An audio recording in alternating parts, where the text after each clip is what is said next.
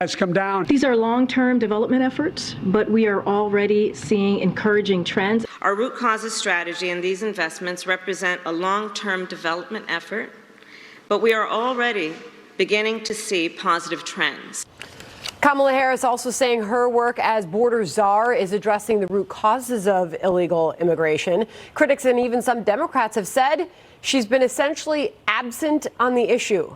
Lauren Wright, Princeton University political scientist, and Leslie Marshall is here, Fox News contributor. Wonderful to see both you ladies. Welcome. Good morning. All right, hey, Leslie, thanks, Sandra. I'm going to start out with you first. Because is this administration really in the position to pat themselves on the back for what they say is working at the southern border, considering those record border encounters?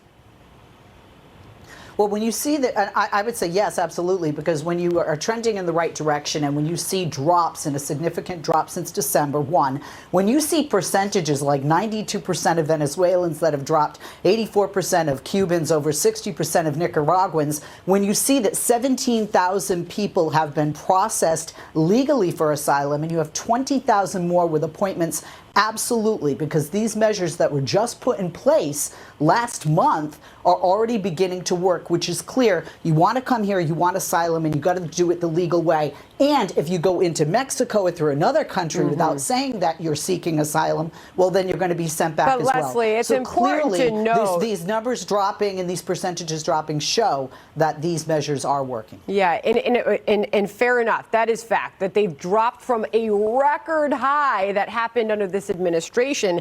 I think that point has to be made, Lauren.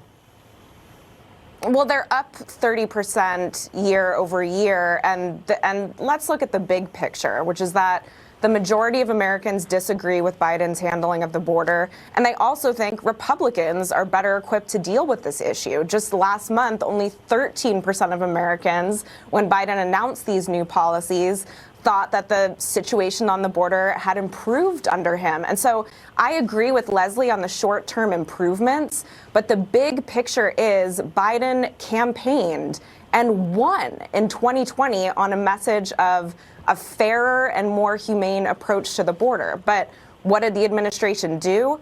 They've been fighting tooth and nail to implement or even extend Trump-era policies like Title 42, expedited expulsions under Title 8, and the parole program that Leslie just mentioned. While it's been successful in the short terms, there's states arguing right now that it's illegal in the first place. All the while you have in El Paso unsheltered people facing freezing conditions and starvation. And no matter where you are on the political spectrum, you look at this situation and you think, it's not okay. All right. Well, Leslie, not all Democrats seem to be giving top grades to this president on his handling at the border. This is Rep. Aguilar, a top House Democrat, Pete Aguilar, giving President Biden an incomplete grade when it comes to the border. Listen. How do you think President Biden is doing at the border? You know, I think the grade would be incomplete. Right? There's plenty to do. We know that it's a humanitarian issue down at the southern border. Sounds fair, Leslie. As many still ask the question, where's Kamala? Well, a few things there. I would agree that it is incomplete, and it doesn't matter if it's a Democrat or Republican. Immigration is going to remain incomplete until Congress, both Democrats and Republicans, work together on a bipartisan level to pass comprehensive immigration reform and get rid of our antiquated asylum laws. Any administration, Democrat or Republican, can only do so much. One. Two, where's Kamala? Well, the vice president clearly has been working behind the scenes with these programs, implementing these programs, suggesting these programs. She does have a seat at the table, even if we don't see the cameras rolling. But I would say, and I've always maintained, that people do need to see her go down to the border. Yeah. I think that's essential. I said that for the president, which he has since done. And I say that for the vice president. If you have a problem you need to tackle, you need to look at it for yourself firsthand. A news conference here and there, letting people know what she's doing, how it's working, how it's not working. That sort of transparency is what Joe Biden and Kamala Harris campaigned on. We're just not seeing it, at least on the border issue yet. Top Democrats, meanwhile, are rallying behind President Biden for another run in the face of these mounting crises and dismal polling numbers.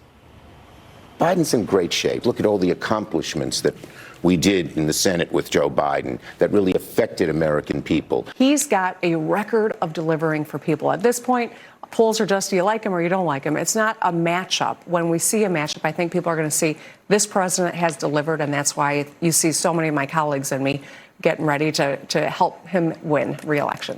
But it is clear voters feel otherwise. Several recent polls show a majority disapprove of Biden, and even Democrats don't want him to run again. Axios calls it Dems' 2024 disconnect, arguing there's a gaping divide in the Democratic Party between party leaders, lawmakers, donors, consultants, and actual voters who ultimately decide elections.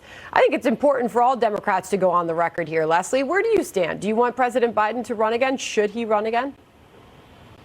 Absolutely. I mean, anyone who has their candidate, Democrat or Republican, go into office doesn't look at and hope for 4 years and a one-term president. I mean, let's be honest. Of course I want him to run. There is a disconnect. Everybody said before the midterms that, there was going to be a tsunami of red, right, and blue, that would be washed out to sea. And that really didn't happen. It's kind of interesting. They called Bill Clinton the Teflon president. I think it's Joe Biden, because he just doesn't look at the polls. He ignores them, and he still succeeds. And I think we need to ignore the polls. If we're going to talk about polls, a majority of Republicans don't want Donald Trump to run. He's going to run. We're a lifetime from the election. And I know my party, if we saw what happened when 15 times Kevin McCarthy tried to become Speaker, I saw that my party finally was united. And I think they will be behind Joe Biden when, not if, he runs again. Lauren?